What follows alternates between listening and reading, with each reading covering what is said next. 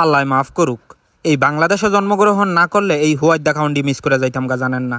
এই সিদ্ধ ডিমটা আমার আগাগোড়া পছন্দ না। আমি যে সমকা কুটিয়া ছিলাম, আমার মা আমারে পায়ের তলে লইয়া সিদ্ধ ডিম খাওয়াইতো, এক প্রকার নির্যাতন করতো আমারে। দাদার করতে কোনোদিন ভাবি নাই যে এই ডিমটাই আমার প্রিয় খাবার হয়ে যাবো গা। এই সবই আল্লাহর রহমত আর আমার বইনগ উছিলা। আমার বইনগো এত জাদু আছে জানেন না, নাইলে আমার অপছন্দের খাবারটা কেমনে পছন্দের হয়ে গেল গা। এর লিগা আমি আবার আমার বইনগো সোনা মধুকে আবার ডিমের রেসিপি বানামো দেখা ডিম আনছি।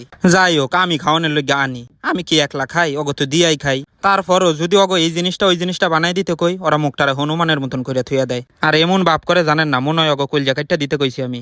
যাই ফালাফালি লাফালাফি করুক, আমার ওই কাজটা কিন্তু লাস্টে কইরাই দেয়। তাহলে তো ওই মুখটা হনুমানের মতন কইরা কি লাভটা। আল্লাহ রেসিপিটা কইরা সামনে আনছে, মাশাআল্লাহ কি সুন্দর কালার দেখেন। খাওয়া তো বাদই দিলাম, এই ডিমের কালারটা দিকেই তো আমি পাগল হয়ে গেছি গা। আমার যদি ব্যাংক ব্যালেন্স থাকতো আমার বইনকে আমি সব লেখা দিতাম জানেন না। আর আমার বইনগো রেসিপির কাছে কোনো দুবাই চাইনার খাওয়া আছে? আমার দুই বোনের কাছে এটি সব তুচ্ছ।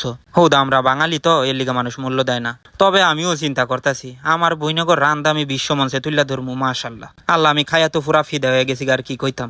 মনে হয় মুহের মধ্যে ডিমটা বললাম না, রসগোল্লার হাড়ি বললাম।